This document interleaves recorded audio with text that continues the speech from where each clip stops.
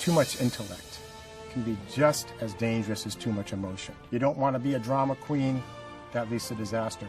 You don't want to just be intellectual, because this will also lead to disaster.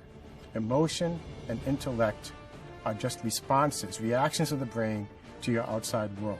The fact that you can be self-aware of the fact you're having feelings and thoughts means you're more than just the automatic thoughts and feelings going through your head.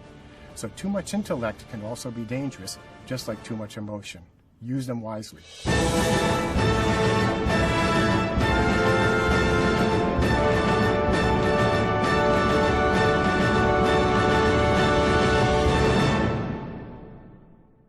So Rudy, there's been, of course, over 1,000 papers only in the last 2 decades on the beneficial effects of meditation on our biology, on our biochemistry. We know the metabolic rate goes down. We know that the immune system seems to optimize. We know that cortisol levels decrease, adrenaline decreases. Overall, there's a general sense of well-being. But I think what meditation also does in the brain anyway, it increases gamma synchrony, it increases the coherence in the brain, other than decreasing the metabolic rate in the body, and that has beneficial effects. And I want to ask you, first of all, does quietening the mind enhance our ability to remember, to memory?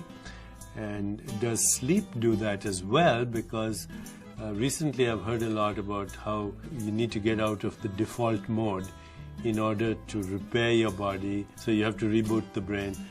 Talk to me a little bit about delta waves, default, meditation, sleep. How is this so important? Well, most of us experience at any moment an internal monologue in the brain. In other words, there is a conversation. This is framing your ego. So on one hand, you have emotions, desires, you have fears that are driving you at any moment, so that those desires don't turn into addictions, so that those fears don't turn into pathological phobias. Your ego is quelling everything, and it's happening all the time. In fact, it shortchanges your existence really, because you're limited to these words. So with meditation, you call this the default mode? Yes, when this is happening, your intellect is keeping your emotions in check. There's a constant internal monologue or dialogue going on in the brain. This is the default mode or default network of the brain. The computer is buzzing even though you're not using it. Yeah, you don't even know what's going on. Even when you daydream, that internal dialogue is working together, feelings and thoughts, all part of this system of your ego that keeps you sane, so to speak. Now, when you meditate, what you're doing is you're turning off that internal dialogue, you're quelling the emotions, you're quelling the thoughts that come along with those emotions. You're clearing the brain into a quiet space so that your mind can be quiet. At this point, everything's going to be much clearer.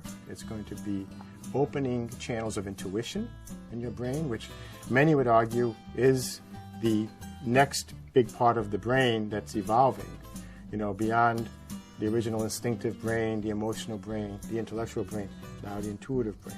To get to that, turn off the bandwidth. Meditation allows you to do this, so you will have just a much clearer set of channels, whether you're recalling or recapitulating memories from the past, or whether you're trying to imagine what you might do in the future. You're in the now, you're in the present, quiet mind, and everything will be much more acute in terms of awareness, and now you're allowing intuition to bloom in your mind through your brain. So you're rebooting your brain. You're rebooting your brain, but it's more than that. You're allowing your brain to blossom into what many would argue is the next stage of evolution for the brain as it ties to mind, and that is promoting intuition by turning off the noise.